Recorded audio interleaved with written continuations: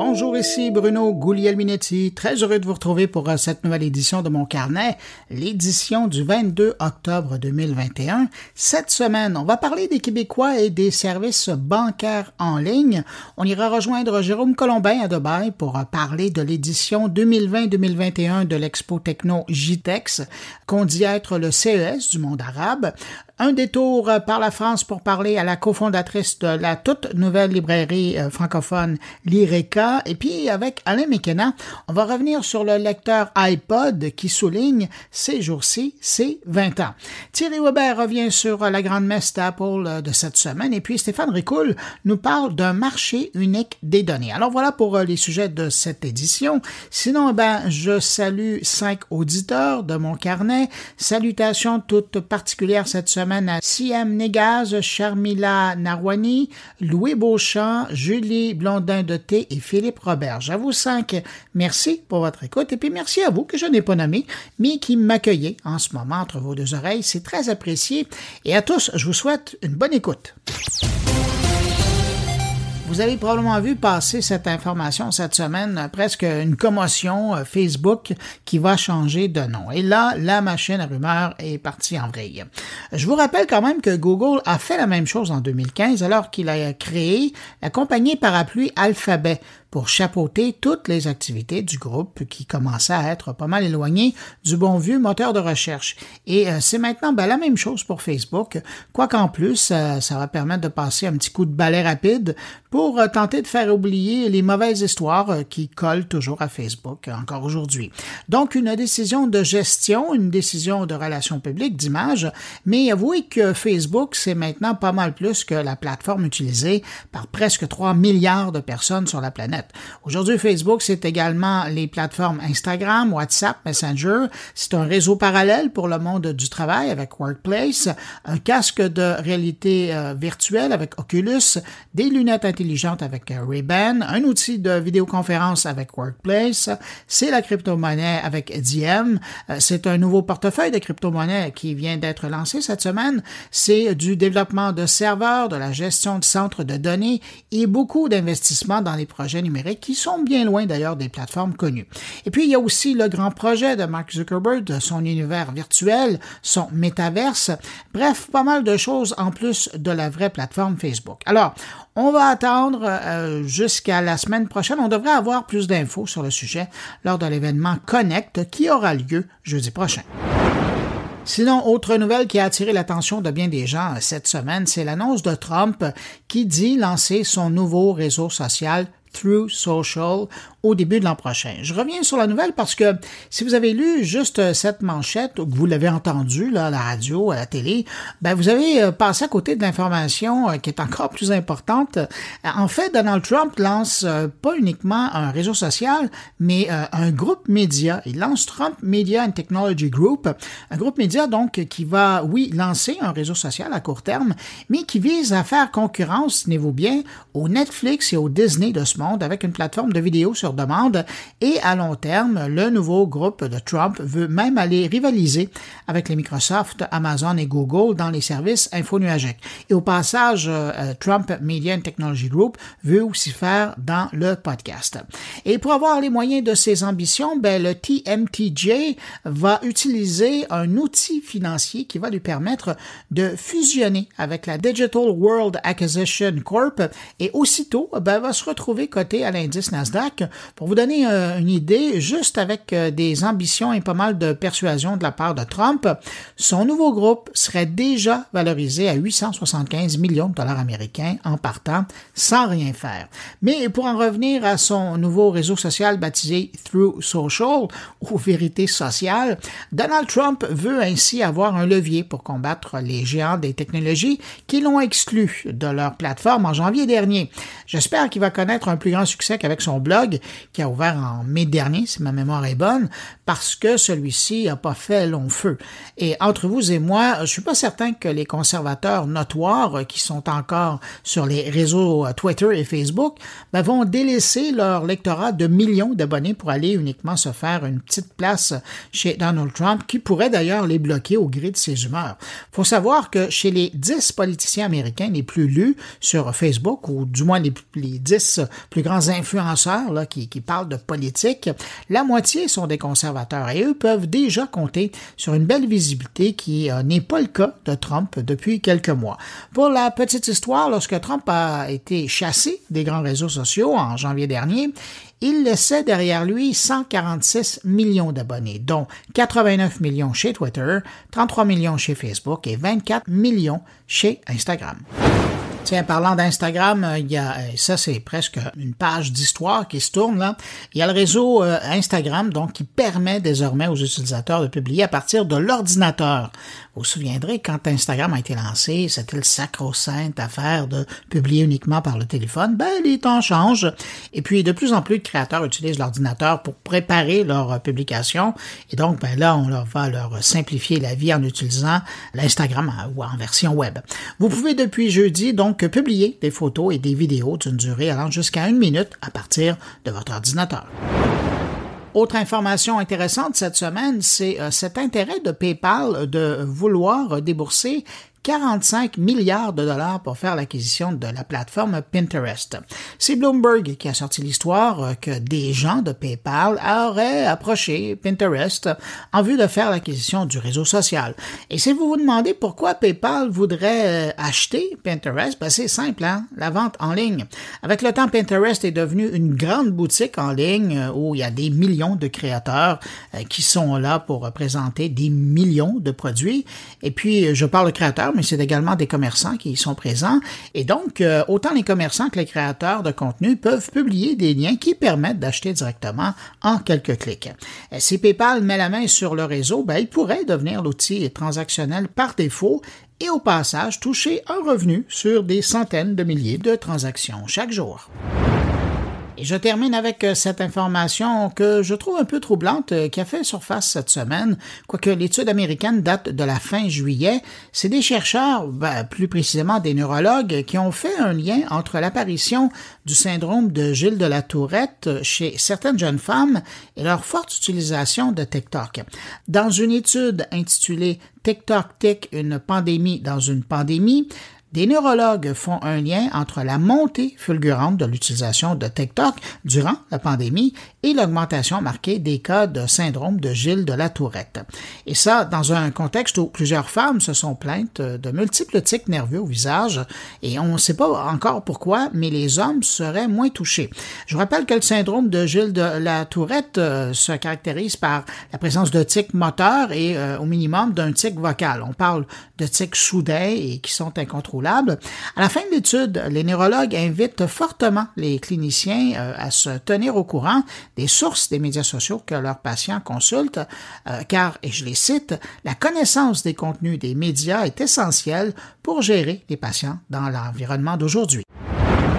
Cette semaine, à l'autre bout du monde, ça dépend de où vous êtes présentement pour m'écouter, mais bon, vous comprenez l'expression, se tenait la 25e édition du GITEX. On dit souvent que ce salon qui se tient à Dubaï, dans les Émirats arabes unis, ce serait l'équivalent arabe du CES de Las Vegas, mais évidemment en plus petit. Pour nous parler de l'événement, on va aller rejoindre Jérôme Colombin, qui s'y trouvait toute la semaine pour préparer une édition spéciale de son podcast Monde numérique. Salut Jérôme! Bonjour Bruno. Jérôme, c'est quand même assez inusité d'aller parler de technologie, de se rendre jusqu'à Dubaï, aux Émirats arabes unis. Je dis que c'est inusité et pourtant, eux, ils investissent énormément d'argent dans les entreprises qui en font, mais d'avoir un événement comme ça au bout du monde, on est plus habitué de parler du Japon ou du CES à Las Vegas ou des événements qui se tiennent en Europe. Qu'est-ce que c'est comme événement? Oui, c'est exactement ça. C'est un événement différent de ce qu'on connaît d'habitude et qui, en fait, concerne vraiment et représente tout le pôle, moyen-oriental, proche-oriental. Et c'est un événement assez important qui existe depuis 25 ans. Ça a 25 ans, oui. Ouais, c'est ça, voilà. Et puis en plus, il y a deux GITEX. Il y en a un en ce moment, celui où je suis, qui est assez B2B, vraiment entreprise, etc. Et puis il y en a un autre qui s'appelle le GITEX Shopper qui a lieu en décembre et qui est un truc complètement fou parce que là, vraiment, c'est du matériel. C'est même une foire ouverte à tout le monde. On peut acheter des ordinateurs avec des configurations pas possibles. C'est entre le salon d'exposants de nouveautés et la foire commerciale. Et on était venu d'ailleurs il y a très longtemps avec François Sorel en 2012 et c'était assez extraordinaire.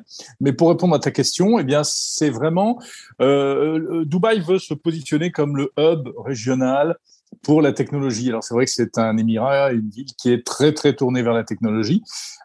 Ici, on est vraiment dans une modernité à laquelle on n'est plus habitué en Europe et je dirais même parfois aux États-Unis. On est dans une nouvelle modernité.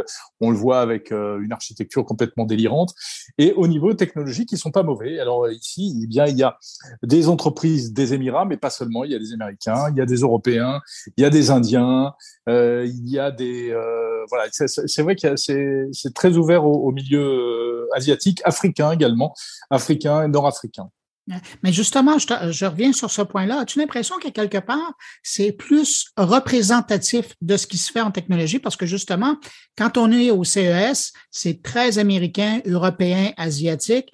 Quand on est en Europe, c'est très européen. Il y a un peu d'asiatique. Mais là, j'ai l'impression qu'on est au milieu de la planète et que ceux qui ont les moyens de se rendre, ils savent qu'il va y avoir des acheteurs intéressés. En fait, tu sais que le milieu de la planète, c'est très relatif. Hein. Et depuis le Moyen-Âge, chacun pense être au centre de la planète, ou qu'il habite sur Terre. Donc oui, c'est vrai que pour nous, mais il faut se mettre à la place de toutes les entreprises qui sont là, qui, pour certaines d'ailleurs, vont également au CES.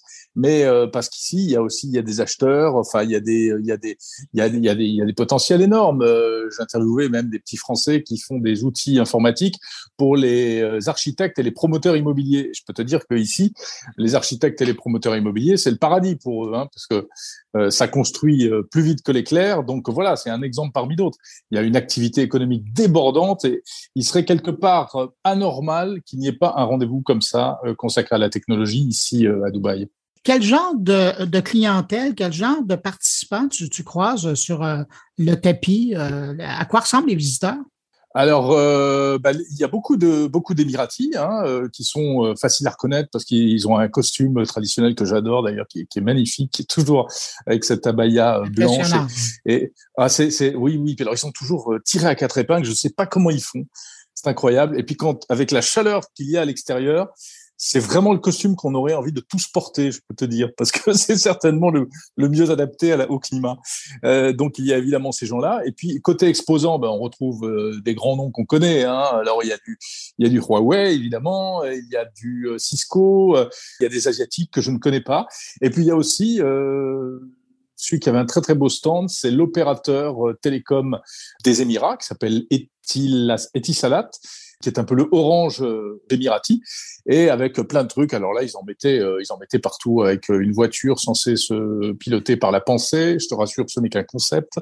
Un drone en forme de requin, un docteur, un robot qui fait le docteur. Mais on l'a vu ça sur tes comptes sur les réseaux sociaux. Là, ouais, ça j'ai posté la vidéo, mais il y a un petit secret que je ne te révélerai pas là, mais que je révélerai dans mon podcast.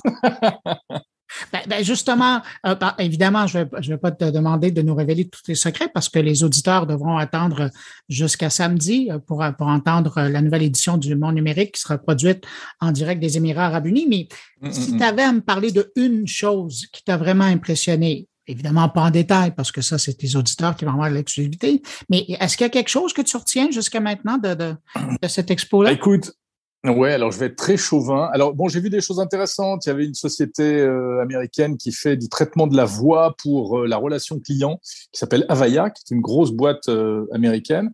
Ils font des choses assez intéressantes. C'est très B2B, mais c'est pas mal du tout. Et puis, alors, je vais être très chauvin. Faut dire qu'on les retrouve même dans les chambres d'hôtel, hein, les systèmes Avaya. Oui, absolument. Donc, le consommateur a accès à ça. Absolument, oui, ils sont assez connus et d'ailleurs ils fluidifient beaucoup ce qui se passe au niveau des hôtels et tout. Et alors, pour répondre à ta question, le truc le plus waouh, et ce n'est pas par chauvinisme, mais ce sont des Français. Parce que les Français, quand ils se lancent, ils sont pas forcément mauvais. Et ce sont deux personnes d'Aix-en-Provence, qui sont deux anciens ingénieurs de l'aéronautique et anciens pilotes, pilotes et ingénieurs, pardon, et qui présentent un concept de voiture volante à hydrogène. Voilà, j'en dis pas plus. Dans ton rendez-vous. Non, mais c'est un truc de fou, et c'est très ambitieux, et c'est pas, alors ça paraît délirant, mais il y a tout un projet derrière, et c'est pas bête du tout. Et alors bon, ils en sont un peu au début, mais franchement, ça m'a bien bluffé, ça. Ouais. Bon, tu fais rêver. Pas mal du tout. Écoute, Jérôme, je vais te laisser poursuivre ton séjour là-bas tranquille jusqu'à samedi, parce que samedi, on pourra t'écouter donc dans mon numérique, qu'on peut d'ailleurs prendre sur toutes les bonnes plateformes de distribution de podcasts. D'ailleurs, je te félicite, hein, tu as passé le cap la semaine dernière du 100 000 téléchargements. C'est un moment important. Oui. Bravo. Ah oui, tu sais, on est très accroché aux chiffres dans ce cas-là. Et je guettais le compteur pour savoir quand est-ce que j'allais passer. Alors, j'étais heureux de passer les 10 000 il y a 2-3 mois. 2 mois, oui. Et puis là, les 100 000, effectivement, c'est très. Alors, d'ici quelques mois, je te féliciterai pour le 500 000, puis après 1 million avant la fin de 2022. Après, on va peut-être s'arrêter. Ce sera la routine, mais bon. Oh non. Voilà.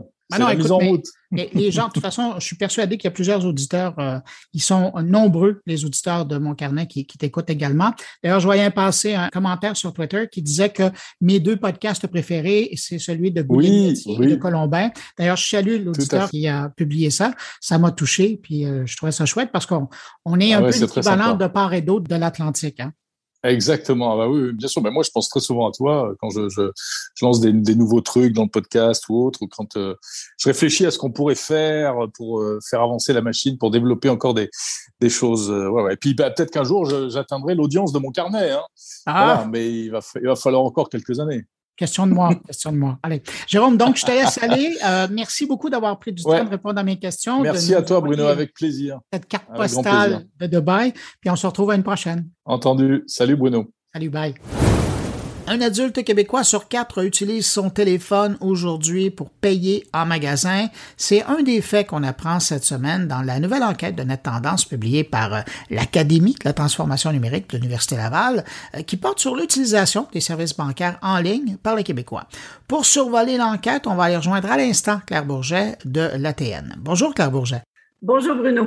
Claire, un volet avec beaucoup de contenu, beaucoup de données, je le dis, mais vous, quand vous regardez ça, là, vous avez un certain recul, ça fait un moment que vous avez ces données-là, vous les avez analysées. Qu'est-ce que vous retenez des habitudes des services bancaires en ligne? Pour cette mesure de 2021 sur les services bancaires en ligne, on a beaucoup remanié les questions. Fait que ça nous amène aussi une information, je dirais, sous un angle parfois nouveau. Ce qui ressort beaucoup, je dirais, d'abord, l'utilisation d'Internet pour procéder à différentes opérations bancaires en ligne, c'est très présent là, chez l'ensemble de la population adulte québécoise.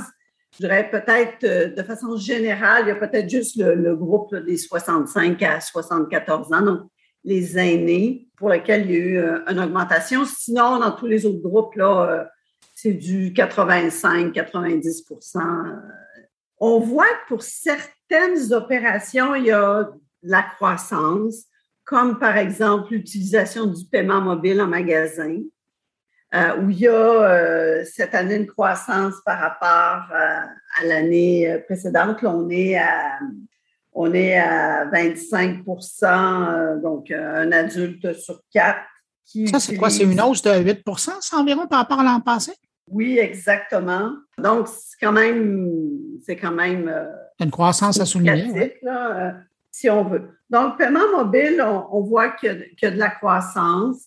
On voit par contre sur certains aspects, exemple, l'utilisation des différents outils financiers qu'on retrouve sur les sites des institutions financières. Il y a eu moins d'utilisation en 2021. Alors, on s'est demandé, mais pourquoi? On était en 2020 à 38 % des adultes qui nous disaient en avoir utilisé en cours d'année. Puis là, on est à 31% en 2021. Fait qu'on s'est dit, est-ce que la pandémie, parce que c'était tout le début de la pandémie, les gens étaient confinés. On sait qu'il y a eu dans le marché immobilier, il y a eu aussi beaucoup de réflexions de la part des gens.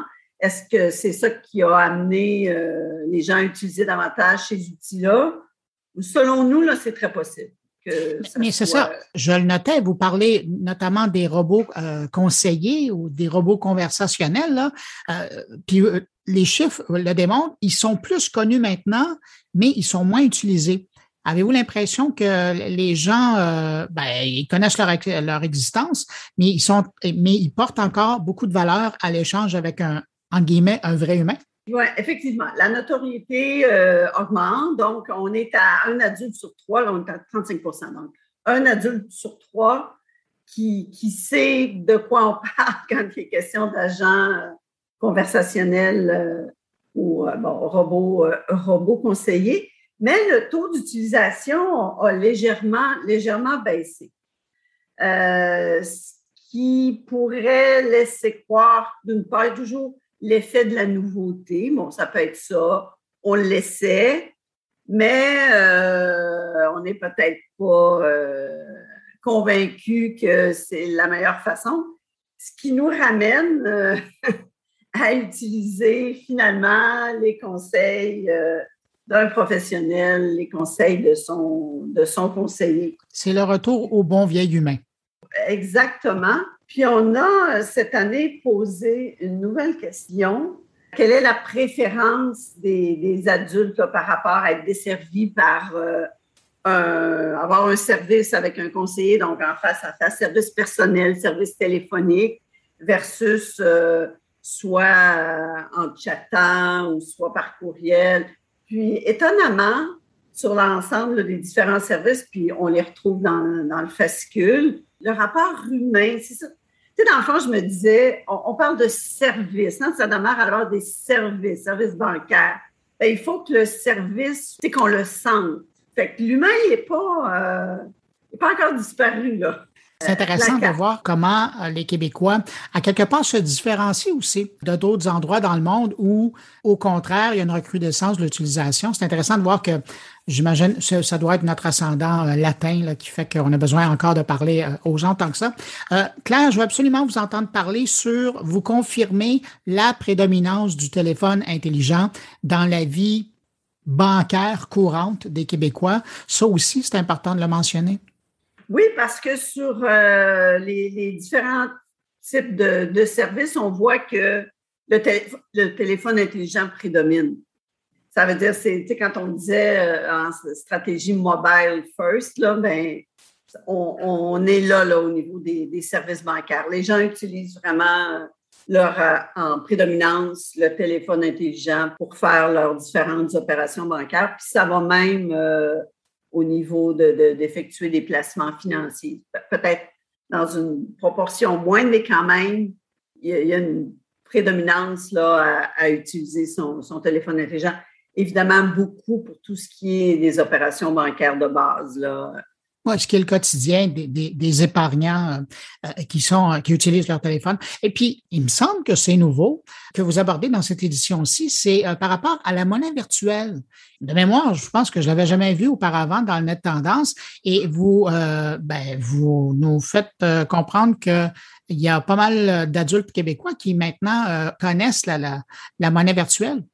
Oui, bien, on est à peu près à trois adultes sur 4 qui connaissent, qui ont déjà entendu parler de monnaie virtuelle. Ça, au niveau de la notoriété, ça n'a pas tellement changé. Mais oui, les années d'avant, on l'avait quand même dans nos mesures, là, peut-être qu'il était moins mis en évidence. Mais ce qu'on voit cette année, c'est qu'il y a une petite augmentation au niveau des adultes qui en font usage. On est à 14 %. L'année passée, on était à 9 %. Fait que, bon, c'est encore peu, là, en proportion évidemment, peu de gens, mais on voit, il y a une croissance. Oui, puis c'est dans un contexte où vous parlez notamment dans l'étude de Facebook, d'Amazon, qui sont dans le marché maintenant. Il y a les bitcoins, évidemment, qui sont le navire amiral dans la monnaie, puis il y a même un outil de paiement comme PayPal qui maintenant accepte la crypto-monnaie. Donc, c'est autant de pistes intéressantes pour les gens. Mais écoutez, moi, je rappelle que donc ce fascicule de cette enquête Net Tendance intitulée Services bancaires en ligne, il est disponible sur le site de l'ATN, de l'Académie de la transformation numérique. Puis, je rappelle votre titre, directrice intelligence d'affaires et recherche marketing.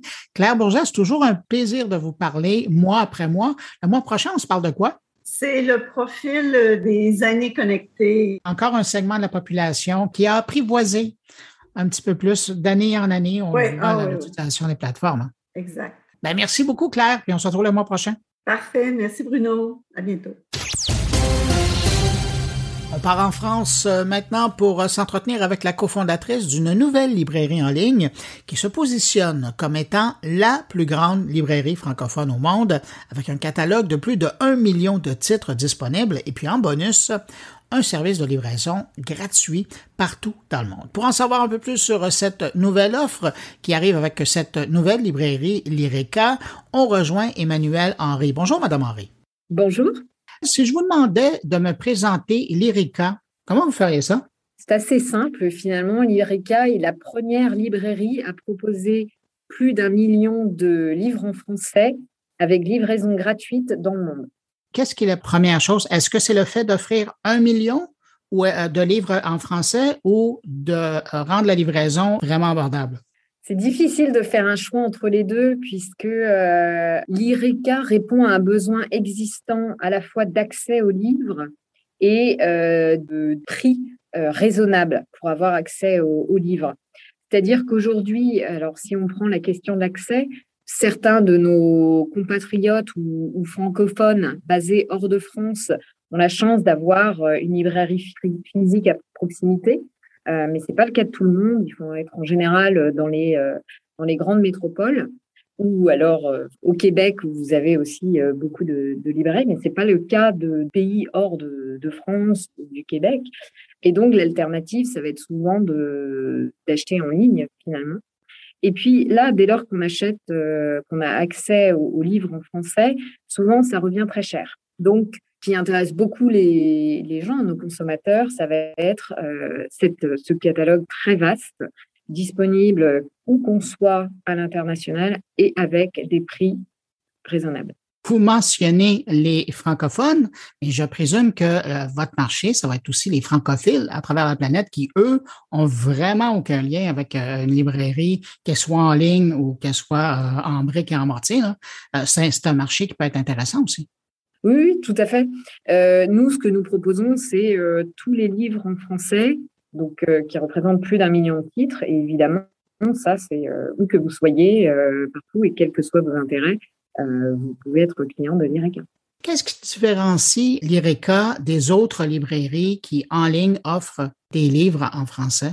La livraison gratuite dans le monde. Ça, aujourd'hui, il n'y a pas de librairie qui fasse la livraison gratuite sur l'ensemble du catalogue dans le monde. À l'exception, bien sûr, de la France, je ne l'ai pas précisé, mais en France, il y a la loi qui nous impose de faire payer les frais de livraison. Donc aujourd'hui, 1 centime, ça va peut-être évoluer, mais en tout cas, aujourd'hui, c'était 1 centime. Donc voilà, c'est à l'international, c'est vraiment cette gratuité des frais de port dans 185 pays.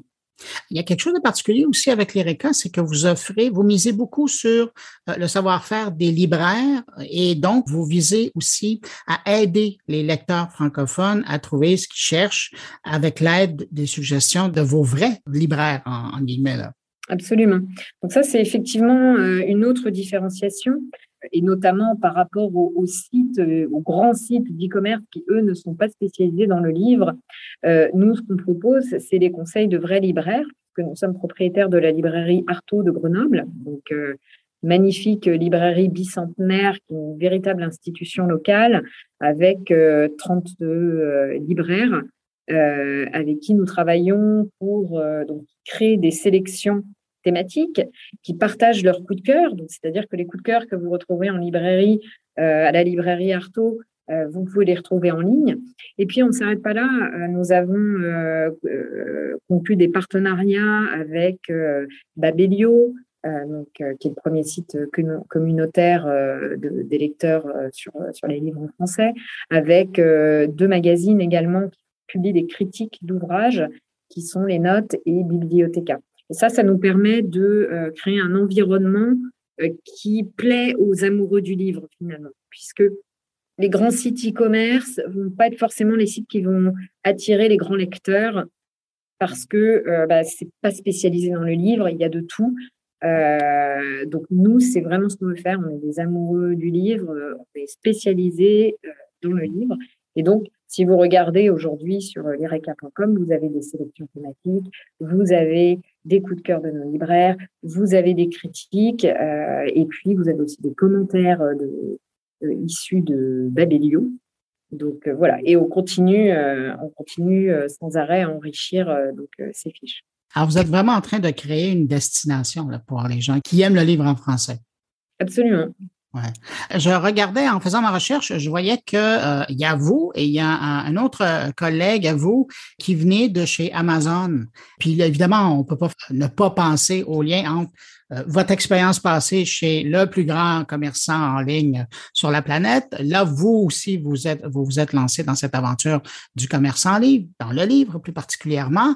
Qu'est-ce que vous avez appris chez votre ancien employeur qui peut vous servir maintenant? Très bonne question. Donc, effectivement, Marc Bordier et moi, donc, qui sommes associés chez Lireka, avons tous les deux fait un passage chez Amazon et on y a beaucoup appris. On y a appris à fournir notamment un service d'excellente qualité aux clients, de construire un site e-commerce qui soit ultra performant.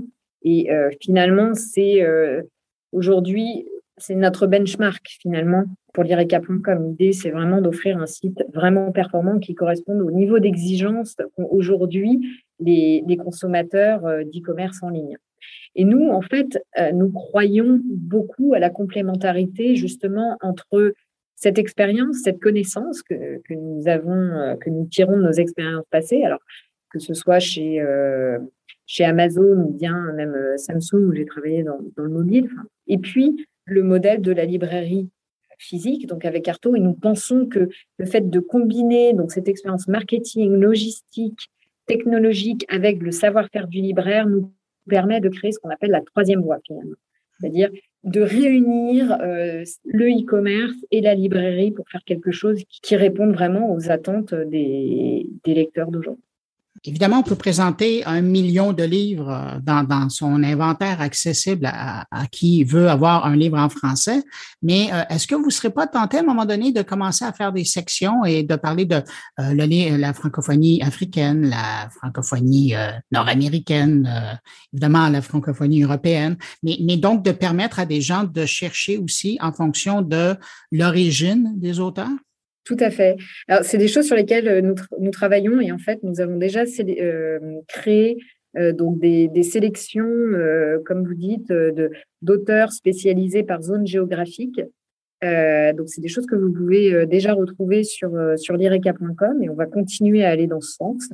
Et notre objectif, c'est d'aller de plus en plus loin dans la personnalisation, donc en fonction de là où vous venez, de vos goûts également, de vous proposer une expérience sur Lireka et des ouvrages qui vont correspondre à vos intérêts.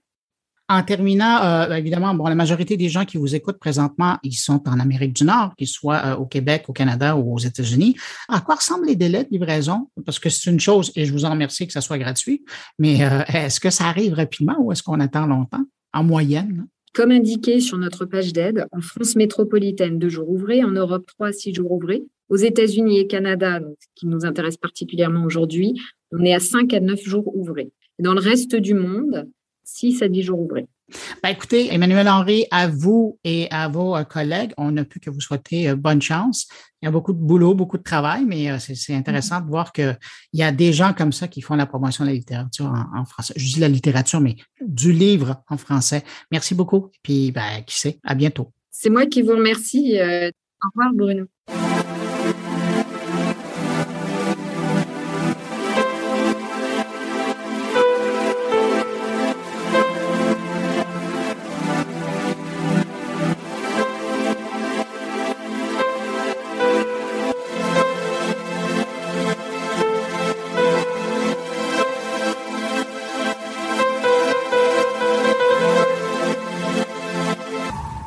Samedi, le 23 octobre, marque le 20e anniversaire du célèbre lecteur de fichiers audio iPod d'Apple, celui même qui a permis à quelque part aussi de rendre plus accessibles les podcasts à l'époque, au tout début.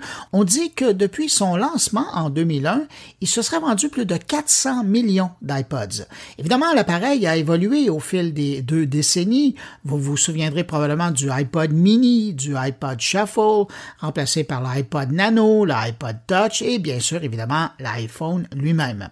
Pour parler de ce produit mythique du début des années 2000, je vous propose un entretien avec le journaliste qui suit la techno depuis autant d'années.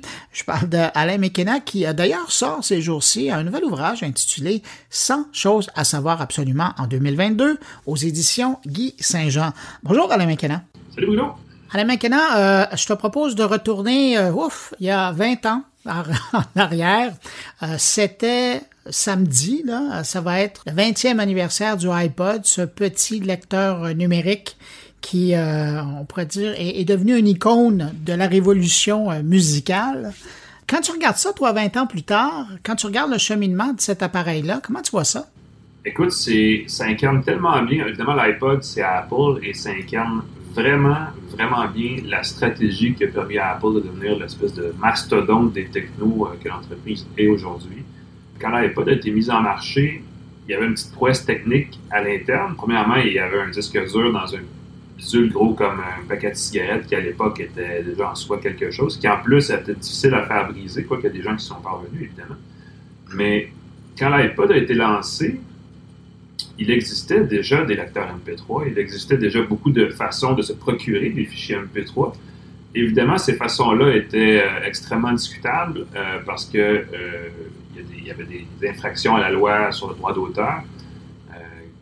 Là, il faut se rappeler, on est à l'époque de Napster et compagnie, là. Exactement. Et Napster, ce qui était illégal dans tout ça, c'est pas le fait, en tant que consommateur, de se procurer pour $0 des MP3, mais c'était la distribution que faisaient des applications comme Napster. Exactement. Et là, Apple arrive avec ce bidule qui, lui, permet de stocker 1000 chansons, alors qu'à l'époque, on était encore avec des disques compacts dans la plupart des cas qui en contenaient 14 dans le meilleur des cas, vendu à un prix, pour Apple, disons, un prix raisonnable, et qui, justement, branchait dans cette grosse machine-là un logiciel par lequel on allait chercher du contenu musical qui était iTunes. Donc, il y avait là un canal numérique pour l'industrie qui est devenu rapidement le principal canal pour vendre des fichiers MP3. C'était des MP3 pour un petit bout de temps, mais c'est devenu des fichiers d'Apple, mais bref, c'était ça. Mais c'est ça, mais il faut se souvenir, hein, parce ça fait tellement longtemps qu'on a l'impression que l'iPod est sorti en même temps qu'iTunes, mais il y a quand même eu une période de 2 ans où ça vivait tout seul. iTunes a été lancé en 2003, et puis tu le disais, il y a eu l'époque des fichiers MP3.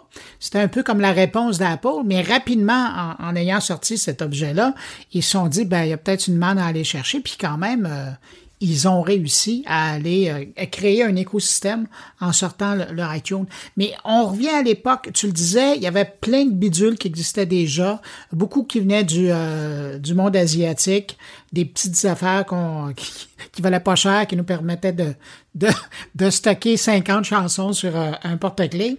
Et là, le iPod arrive, c'est encore à cette époque-là, l'époque de Steve Jobs, et là, lui, décide de dire, on arrive puis on révolutionne la façon d'écouter la musique avec ça. Oui, il y a des belles histoires sur comment, justement, il a réussi à forcer des fabricants comme, je veux dire, Hitachi, je pense qu'il fabriquait à l'époque les disques durs.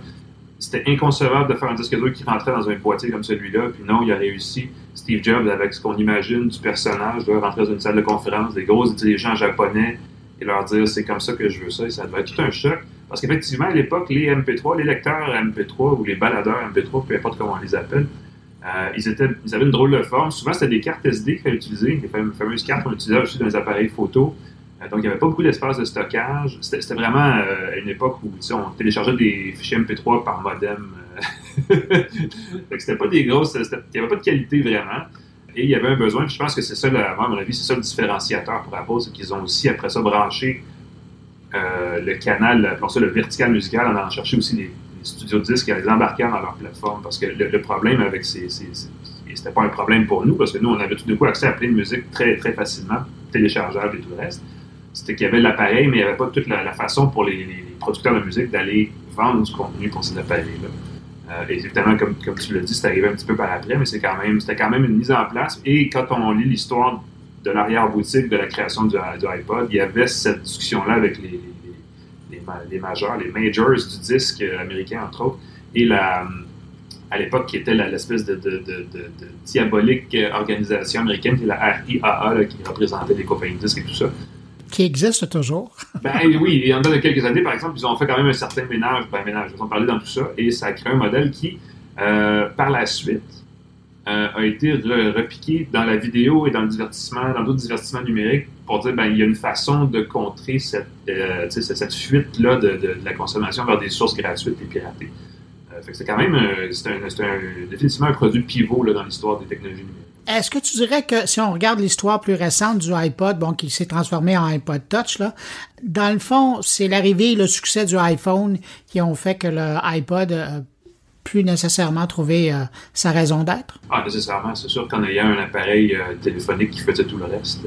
Puis tu sais, encore une fois, c'est la puissance de la marque Apple, parce que Sony et Ericsson, à l'époque, qui étaient deux compagnies conjointes dans la mobilité, avaient un téléphone, ont été parmi les premiers à avoir non seulement le téléphone brandé, on joue de la musique avec, genre c'était comme un gros truc pour eux, là, mais en plus, ils avaient le protocole Bluetooth stéréo pour écouter avec des écouteurs stéréo. Et ça fait sérieusement là, au-dessus de 15 ans. Et aujourd'hui, ça n'existe plus, Sony Ericsson, ils ne font plus de téléphone. Même Sony s'est retiré dans la plupart des marchés, ne vend plus de téléphone intelligent. Et d'ailleurs, c'est intéressant de ce que tu dis, parce que ça me rappelle qu'ils avaient même, je vais utiliser l'expression de Shakespeare, ils avaient brandé un de leurs téléphones, le Walkman, juste pour renforcer le message que avec ça, vous écoutez de la musique. Oui, puis effectivement, puis au même moment, Motorola avait un Razr édition iTunes, quelque chose comme ça, avec le petit logo de l'application iTunes, et c'était une grosse affaire, mais pourtant c'était juste un truc sur tout le téléphone. Il y a vraiment il y a vraiment quelque chose dans la musique qui est un précurseur de l'adoption de technologies numériques, sans doute. Et évidemment, quand Jobs a sorti son iPhone, qui semble-t-il était le deuxième choix, parce qu'il voulait initialement sortir l'iPad en premier, mais bref, il a peut-être fait le bon geste en sortant le téléphone. Mais de là est né, évidemment, tout le reste, et même la musique en streaming est un petit peu issue du fait que tout d'un coup, on avait un baladeur qui était connecté de façon permanente à Internet, donc on pouvait diffuser. Ça, évidemment, c'était plusieurs années avant, mais éventuellement, les Spotify et tout ça, ça vient un peu de ça aussi, cette connexion permanente à Internet, qui est plus ou moins directement là, attribuable à la création de ces appareils mobiles-là, toujours connectés. Puis Alain, si on revient à cette semaine, il y a Apple qui présentait différentes choses, notamment son nouveau MacBook Pro, mais aussi dans le domaine de la musique, ses nouveaux AirPods. C'est un peu comme la suite, on revient à la révolution de l'iPod.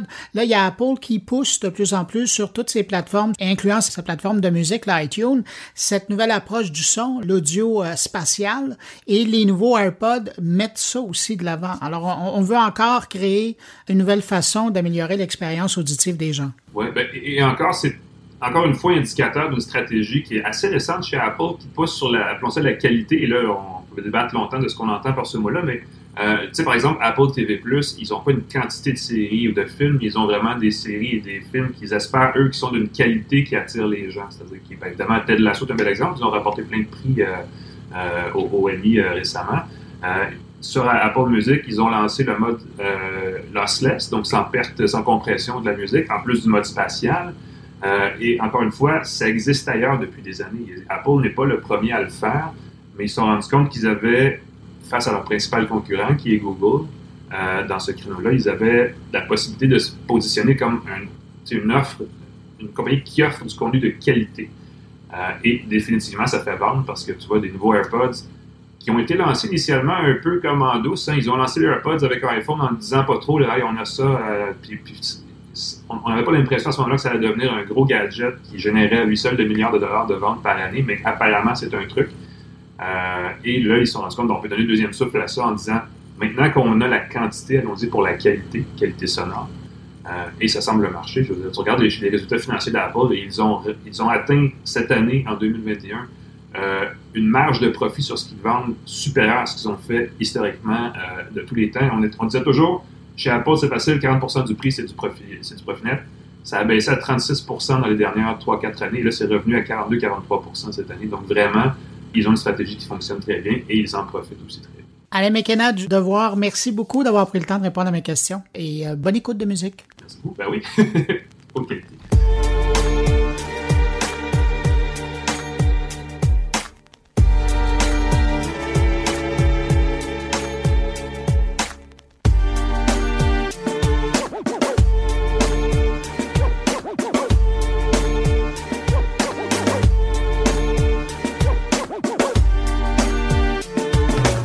De mes collègues, maintenant, on commence avec Thierry Weber qui, de sa Suisse, nous envoie une carte postale pour nous parler de la plus récente présentation du fabricant Apple.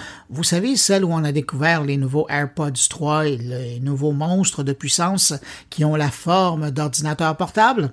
On l'écoute. Bonjour Bruno, bonjour les auditeurs de mon carnet. Oui, je vais vous parler de la keynote de Apple. Oui, parce que cette fois-ci, la firme de Cupertino a vraiment des soucis avec la façon d'organiser ses événements et la sortie de ses nouveaux MacBooks. Tout ce qui est vieux est de nouveau sur ce MacBook. Apple a ramené la recharge MagSafe, vous savez, cette fameuse recharge avec le petit aimant qui vient se coller sur le côté de votre ordinateur, ce qui soulève d'ailleurs la question suivante, mais pourquoi avait-elle disparu? Conserve le système Touch ID, plus sûr, plutôt que de passer à Face ID, et dispose toujours de la prise casque qu'Apple a supprimée de ses téléphones après le fameux et regretté iPhone 6S. Alors, mettons les choses au clair, Touch ID et les écouteurs filaires sont trop vieux jeu même pour l'iPhone, mais ils sont indispensables sur un ordinateur portable que l'équipe marketing qualifie de game changer. Sérieusement? Ah là là. Et si ces questions vous font mal à la tête, ne vous attardez même pas sur les différences entre les puces M1 Max et M1 Pro. Le Max est-il destiné aux amateurs? Le Pro ne va-t-il pas jusqu'au bout? La façon dont Apple a choisi d'organiser ses présentations, c'est un peu comme si le Pro était devenu obsolète et avait été remplacé par le Max pendant la keynote elle-même. La keynote est passée si rapidement d'un dirigeant d'Apple à l'autre, ce qui a presque semblé faire partie d'une auto-parodie. Celui qui a eu le plus de temps à l'écran était aussi celui qui a présenté un large éventail de graphiques très ésotériques sur les performances des processeurs et des processeurs graphiques. Puis a regardé le public comme si nous avions oublié de faire nos devoirs. On aurait pu se croire dans ces pubs satiriques dans lesquelles, souvenez-vous, on comparait Mac et PC avec les deux personnages qui allaient avec. Peut-être que cela changera lorsque les événements en direct dirigés par Tim Cook reviendront en présentiel en 2022. Si ça se fait en 2022. En attendant, c'est Apple lui-même qui commence à ressembler à une blague, et une blague particulièrement éculée. L'entreprise est en train de devenir un conglomérat technologique ennuyeux et guindé avec des keynotes autant ennuyeuses. Au moins, elle peut toujours trouver du réconfort auprès des fans inconditionnels qui défendent tout ce que l'entreprise fait. Et même moi qui suis fanboy, j'ai de la peine à être dans cette catégorie. Je suis persuadé d'ailleurs que quelque part, le fantôme de Steve Jobs regarde tout cela d'un œil amusé. Allez, portez-vous bien, ne vous ruez pas tout de suite sur ces nouveaux MacBooks, et à très bientôt si c'est pas avant.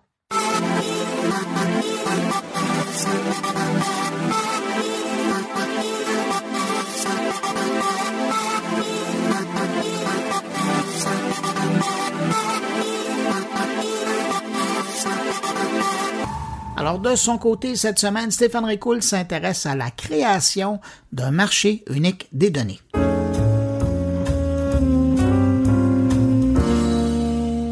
Créer un marché unique des données, un vaste projet qui a le mérite d'être original, mais surtout d'exister, du moins sur papier pour le moment. Cependant, Parlement européen et Conseil européen ont entamé leurs discussions à ce propos le 20 octobre dernier. Tout commence par un règlement sur la gouvernance des données appelé aussi le Digital Governance Act, proposé par l'organe européen qui prépare les travaux du Conseil de l'Union européenne, proposant la mise en commun des données numériques dans un environnement contrôlé et dans un but de partage des données entre secteurs d'activité et États membres. Bien évidemment, ce partage volontaire des données devra être réalisé dans le respect de la vie privée, mais aussi du secret des affaires. Il sera accessible aussi bien pour les particuliers, qui pourront alors exercer leurs droits dans le cadre du RGPD, que pour les entreprises via des prestataires de services d'intermédiation qui ne pourront en aucun cas, et c'est important au regard de l'actualité récente, tirer profit des données en les vendant à des tiers. On comprend dès lors que c'est la notion de confiance qui sera la base de ce marché unique des données, laissant le choix au propriétaire de la donnée de partager avec qui bon lui semble, peu importe sa localisation, puisqu'incluant le transfert international des données personnelles. On voit là une volonté à peine voilée de proposer une alternative aux géants du numérique dont la gestion des données fait de plus en plus la une pour leur gestion plus ou moins, disons, chaotique, afin de rester poli. Le principe qui prévaut est celui de la mise à disposition de données sans rétribution pour un usage strictement non commercial qui profite à des communautés ou à la société dans son ensemble. En pratique, une entité pourra volontairement s'inscrire en tant qu'organisation altruiste en matière de données dans un registre public. Par ailleurs, dans les discussions qui ont débuté le 20 octobre dernier, sans nul doute que la notion de souveraineté numérique sera des sujets débattus puisque dans les textes originaux proposés dès 2020 en préparation à cette discussion, la problématique de la localisation géographique des données a été abordée sans réelle position ou réponse claire. On peut donc s'attendre à ce que des propositions soient faites quant aux espaces sectoriels des données, en plus d'un encadrement un peu plus précis sur la façon d'encourager le partage des données. Il faut en effet comprendre qu'aujourd'hui, la grande majorité des données mondiales sont entre les mains d'un tout petit nombre d'entreprises technologiques. Une réelle faiblesse pour les autres entreprises, mais aussi un réel danger pour les États qui voient la Chine et les États-Unis comme des concurrents réellement menaçants. Cela dit, dans un article paru dans le magazine L'usine digitale, la notion de marché unique des données n'est pas nouvelle. Elle fait plus largement partie du marché unique numérique, lancé déjà en 2015. Son objectif premier était de stimuler l'offre de services dans l'ensemble de l'Union européenne grâce au développement de standards pour l'interopérabilité, puisque d'ici à 2025, l'économie des données devrait représenter 5,4% du PIB de l'Union européenne, soit 544 milliards d'euros. Mais que cet énorme potentiel ne pourra être exploité si les données ne peuvent pas circuler librement. Une volonté réitérée dernièrement par la Commission européenne via Ursula von der Leyen, sa présidente, qui estime que l'Europe doit repenser son modèle pour connecter le monde et propose de suivre une approche fondée sur les valeurs pour proposer une transparence et une bonne gouvernance à ses partenaires, tout en voulant créer des liens et non des dépendances.